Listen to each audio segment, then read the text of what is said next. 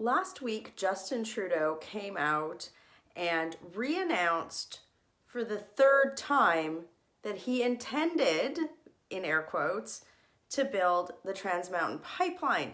Now, you'll remember, if any of you have watched the video of me looking at his press release on my feed, that Justin Trudeau was highly apologetic about this decision to far left groups who don't want Canadian energy projects to be built. So it's important for any of you who are talking to friends this weekend, especially as we go into the Canada Day weekend, anybody who might say, well, you know, Trudeau just announced the Trans Mountain Pipeline would be built. This is the third time he's announced it.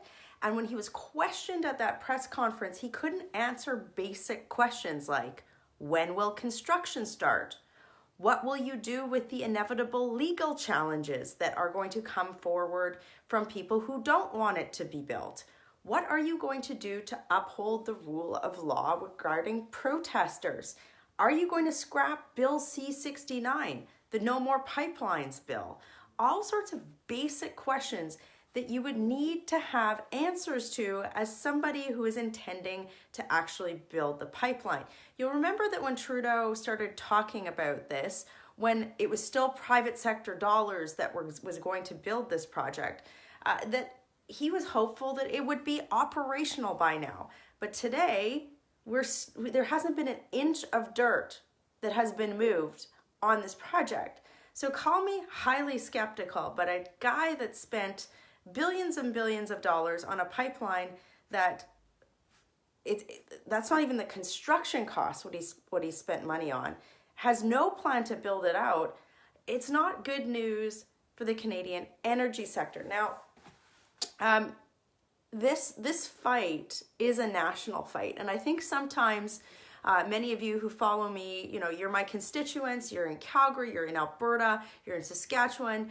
The energy sector struggle is really close and near and dear to your heart because you work in the sector. Well, there are hundreds of thousands of people from coast to coast in Canada who depend on the jobs created by the sustainable development, which we have in Canada, of Canada's energy sector. And so this week, I was in Atlantic Canada in 3 different provinces talking about a bunch of issues and meeting with a bunch of issues that the Liberal MPs in the area haven't touched, like how to reduce firearms violence without, taking away the rights of law-abiding firearms owners, immigration policy, but specifically, I was here to talk about Canadian energy. And I want to leave you, people who are watching from Alberta and Saskatchewan, with some very hopeful messages. The Liberal caucus, because Atlantic Canada right now is completely held by all Liberal MPs, is not representative of what people in Atlantic Canada are saying about Canadian energy. You know, it was a good reminder for me to be in New Brunswick this weekend and looking at, essentially where oil is refined.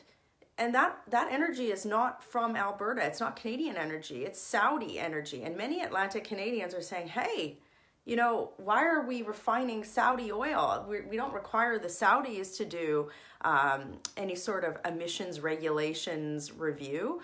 We're virtually silent, Trudeau is, on some of their human rights abuses, yet we landlock our own oil. Why would we do that? And there are so many Atlantic Canadians whose families have worked recently in the energy sector, whose livelihoods have depended on it in one way, shape, or form, that this is really an election issue out here as well, too.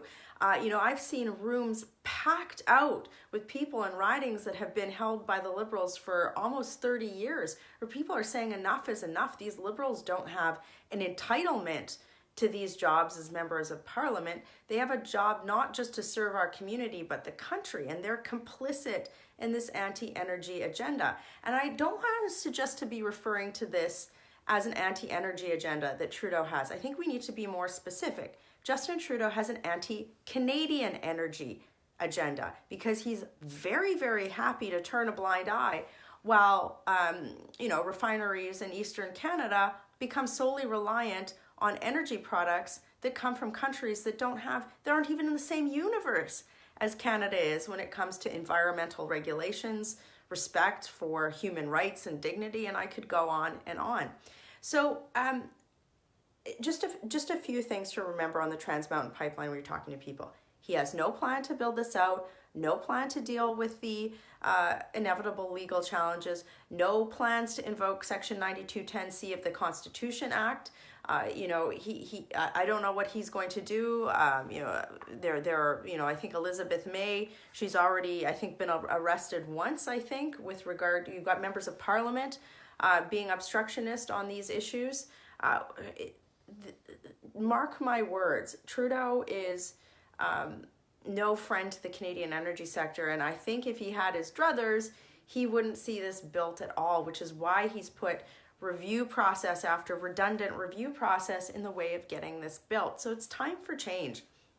And to those of you who are in my community, I just want to thank you for speaking up, because it's very powerful to come out here to speak on behalf of our community and our jobs, and to see people respond. There is only one person in this country who is dividing it, and that's Justin Trudeau. Justin Trudeau is dividing this country over his anti-Canadian energy policy. Meanwhile, there is a movement afoot where people desire to be united in the prosperity that our energy sector brings. And, I was very encouraged to hear a lot of positive feedback on our conservative environmental plan, which, doesn't tax anybody, but certainly encourages the protection of our environment in a meaningful way without, destroying the Canadian energy sector. So I'm encouraged. I'm hopeful after this. Certainly, I think that there are people in this country who have had enough. And I just ask you to join me in this. When you are talking to friends and relatives, you have to make them understand that this is not the Paul Martin Liberal Party or the Jean Chrétien Liberal Party, where every once in a while, the topic of balanced budgets came up. This is a far left, Justin Trudeau is governing the country to the far, far left.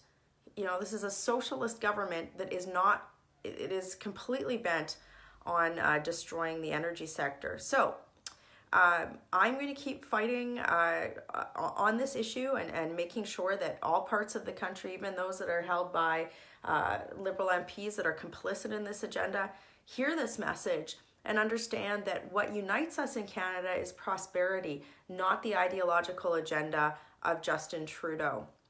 Working hard for you. Have a great day.